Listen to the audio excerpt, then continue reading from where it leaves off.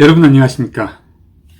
오늘 논평은 근데 오늘도 이건 논평이라기보다는 제가 오늘 점심에 여기 뉴욕의 컬럼비아 대학에서 교수하고 계신 이 여론조사 방면에 아주 대단한 전문가 한 분과 만나서 식사를 하면서 제가 이분 이름은 이분께서 허락하시지 않기 때문에 여기서 밝혀드릴 수가 없군요. 제가 이분께 직접 물어봤습니다. 난 요즘 정말 밥맛이 안 난다고, 내가 정말 좋아하고 또 숭배를 하는 우리 대한민국에서 가장 훌륭한 정치인 안철수의 자기 당대표 지지율이 왜 계속 유승민에게도 지고 또 나경원에게도 지느냐고 물어봤어요. 그랬더니 이렇게 대답합니다. 그 지지율만 가지고 안철수를 평가해서는 안 된다는 거예요. 그래서 제가 지지율뿐만 아니라 요즘은 또 호감도, 비호감도 이런 것도 조사하던데, 지난주 어느 한 차례 조사에서는 비호감도 1위에 안철수 대표님이 나왔더라고. 그랬더니 이분께서 이렇게 말씀해 주십니다. 자, 명심해 주십시오. 이렇게 알려주더라고요. 안철수의 비호감도는 그게 안철수의 비호감도가 아니라 윤석열 대통령의 비호감도가 그대로 통째로 단 0.1%도 남기지 않고 여전히 그대로 안철수를 통해서 반영되고 있는 것이라고 하더라고요. 그러니까 무슨 뜻이냐면 안철수 대표님께서 아무 죄도 없이 아니죠. 죄가 있죠.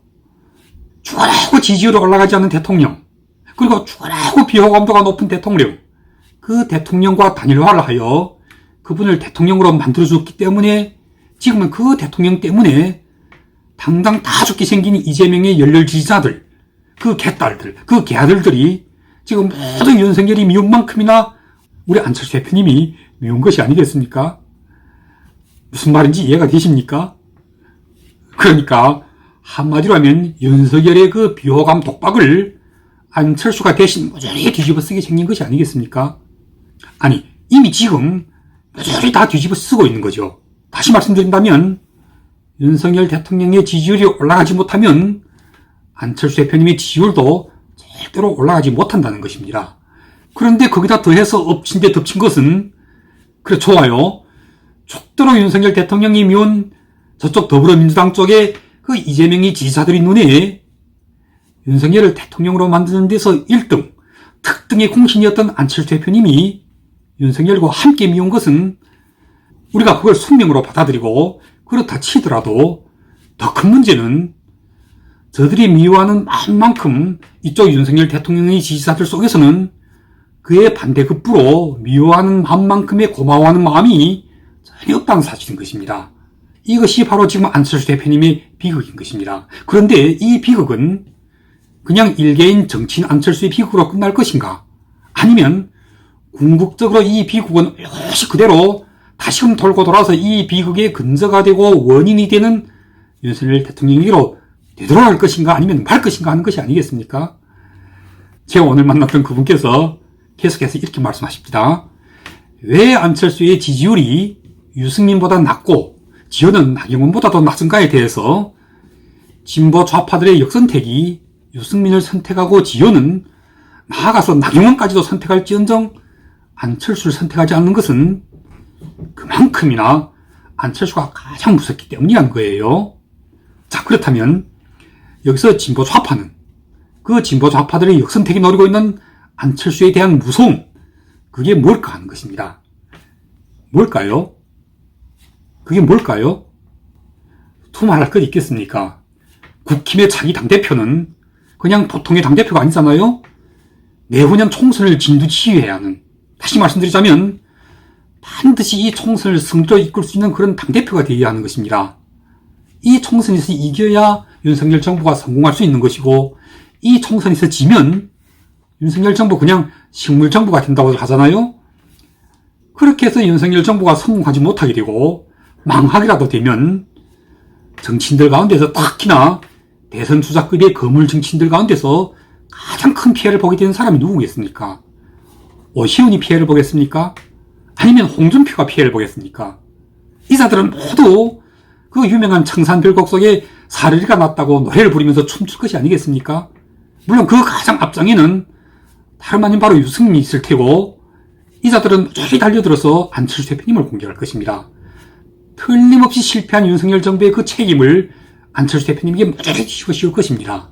때문에 이 대통령, 이 정부와 운명이 하나로 한 오랏줄에 함께 묶여있는 사람이 다름 아닌 바로 안철수 대표님이시기 때문에 내후년의 총선에서 이기기 위해서는 진짜로 자기 자신의 모든 정치 생명까지 모조리 걸고 나설 수밖에 없는 사람이 다름 아닌 안철수 대표님이신 것입니다. 때문에 더불어민주당에게는 바로 이런 안철수가 이 집권여당의 당대표가 되는 것만큼이나 무서운 것이 없는 것입니다.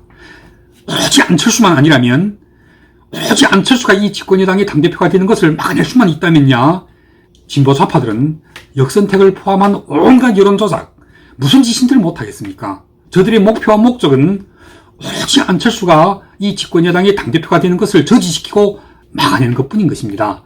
저들에게 가장 좋은 것은 비혼을 넘어서 지금 반유로까지 나가고 있는 유승민이 국힘의 당대표가 되는 것이고, 그렇게 된다면 그들은 그냥 유승민과 손잡고 다시 또 한번 탄핵까지도 시도해 볼 수 있을 테니까요. 그리고 두 번째로 좋은 것은 다름 아닌 바로 나경원이나 또는 황교안이 이 당의 자기 당대표가 다시 되어서 이 당이 다시금 그 자유한국당 시절의 옛 시절로 되돌아가게 만드는 것입니다. 왜냐하면 바로 이 나경원과 황교안이 자유한국당을 이끌면서 오늘의 이 더불어민주당에다가 180석이라는 이런 엄청나게 큰 선물을 안겨줬던 두 장본인이잖아요. 그리고 바로 이 나경원과 황교안이 자유한국당을 이끌면서 그들 자신이 국회의원 배지도 다 띄우고 지금 원료를 많고 말았죠. 그런데 왜 보수파는 그 나경원이 그렇게 좋다고 끝까지나 이 당을 지금은 국회의원도 아닌 원외의 나경원에게 가져다 바치고 싶어 하는 것이죠. 나경원이 어디가 좋아서? 뭐가 좋아서? 나경원이야말로 진짜 보수여서? 아니면 나경원은 한 번도 이 당을 배신한 적이 없고, 이를테면 바른미래당 출신들이 한때 탈당하고 나갈 때 유독 나경원만은 따라서 함께 탈당하지 않았기 때문이라서? 극렬보수, 극성보수 또는 극우보수들이 지금 그렇게들 주장하고 있죠. 그런데 그건 정확하지 않습니다. 진짜로 정직하고 양지가 있고 사고가 똑바른 보수파 국민들은 나경원에 대해서, 그리고 나경원이 정치에 대해서 모두 정확하게 꿰들어 보고 있습니다. 총체적으로 나경원은 정치인으로서 굉장하게 수준이 떨어지는 그런 수준 미달의 정치인인 것입니다.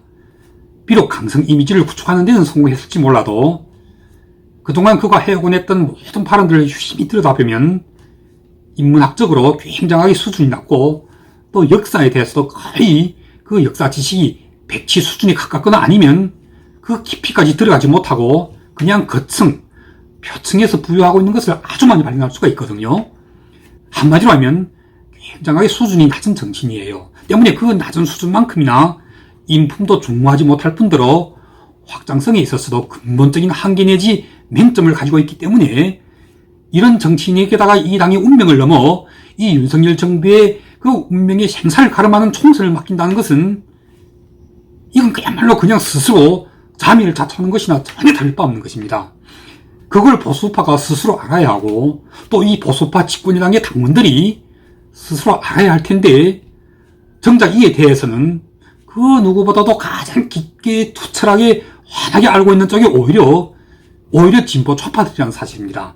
이들 진보 좌파들한테는 유승민이나 또는 나경원 가운데서 어느 누가 당대표가 되든 오직 안철수만 아니라면 그들은 다가오는 내후년 총선에서 다시 또 한번 국힘당을 이길 수 있으리라는 그런 확신을 가지고 있는 것입니다. 그래서 진보 좌파는 지금 그냥 백사불구하고 오로지 유승민 띄우기, 유승민이 당대표가 되면 이 친구는 자기들 진보의 동맹자가 될 것이고, 나경원이 당대표가 되면 그냥 총선에서 다시 또 자기들한테 180석을 가져다 바칠 그런 복덩어리가 될 테니 말이에요. 때문에 지금의 이 여론조사들이 내포하고 있는 진보 좌파의 그 역선택은 그것이 다만 유승민 한 사람에게만 국한해 있지 않다는 사실을 우리가 반드시 명심해야 하는 것입니다. 이 역선택은 비단 유승민뿐만 아니라 나경원에게까지도 허용되고 있다는 사실 말입니다. 마무리하겠습니다. 한마디로 요약한다면 안철수 대표님이 지지율이 지금 계속 낮게 나오는 이유는 진보 좌파 쪽의 입장에서는 하늘땅이 투쪽이 나는 한이 있더라도 안철수가 당대표 되는 것만 막아낸다면 그 외에 그 누가 되든 더불어민주당에게는 다 오케이 때문인 것입니다. 이를테면 유승민이 당대표가 된다면 이건 민주당에게는 대박이죠.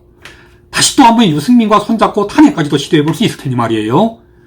그리고 그 다음 유승민이 안 되더라도 나경원이 된다면 이 또한 더불어민주당에게는 유승민 다음으로 버금가는 대박이죠. 왜냐하면 나경원이 바로 황교안과 함께 그 자유한국당 시절에 원내대표와 당대표를 함께 하면서 이 더불어민주당에게다가 180석을 안겨들었던 너무나도 은혜로운 분이니까요. 그리고 그 뒤를 이어서 육모방망이 정진석이 되건 아니면 사고뭉치 권성동이 되건 또 아니면 이준석의 런닝메이트였던 울산의 김기현이 되건 누가 되건 내후년의 총선에서는 안철수만 아니라면 더불어민주당은 다시 한번 또 이겨볼 자신이 생길 테니까 말입니다. 이해가 되십니까? 제가 노파심에서 다시 한번 중문부원합니다마는 진보 좌파들 못지않게 이자들과 부화뇌동하여 함께 안철수를 씹고 있는 보수의 정신병자들, 이를테면 유튜브에서는 그 고승국 TV나 신혜식의 신트뷰나 또는 뉴스빠박이 박원석이나 이러한 자들이 이자들도 지금은 매일같이 오락가락하고 있어요. 어제는 나경원을 밀었다가 오늘은 김기현을 밀었다가 또 내일은 정진석을 밀었다가 또 모레가 되면 권영식가 나오라 원희룡이 나오라 이렇게 일관성이랑은 꼴만치도 찾아볼 수가 없어요. 오늘 이 사람을 밀었다가 내일 또 저 사람을 밀었다 하면서 그야말로 정신에 문제가 생긴 자들이 아니고는 이건 정말 도저히 불가능한 이런 형편없는 자들 때문에 보수가 계속 자중질환에 빠져서 매일같이 호미자를 들고 파바테스만 뭉개고 있는 것입니다. 그런데 이 자들의 그 각자 주장하는 논조들을 가만히 들여다보면 역시나 모두 다 총선에서 반드시 이겨서 윤석열 정부를 성공시켜야 한다는 그런 사명감 같은 것은 고멸만치도 없습니다. 그저 어느 자기가 밀고 있는 그 당대표에게서 자기들이 뭔가를 그 어떤 이익을 챙기려는 그런 사심과 흑심만이 가득함을 발견할 수가 있는 것입니다. 때문에 이런 자들은 반드시 경결이 배격해야 합니다. 절대로 이런 자들의 그 시커먼 사이비 논조에 현혹되어서는 안 되는 것입니다.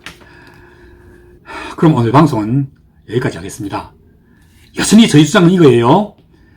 윤석열 정부를 탄생시킨 단일화의 주인공 안철수가 이 당을 이끌고 총선에서 이기는 대안 말고는 다른 대안은 아무것도 없습니다.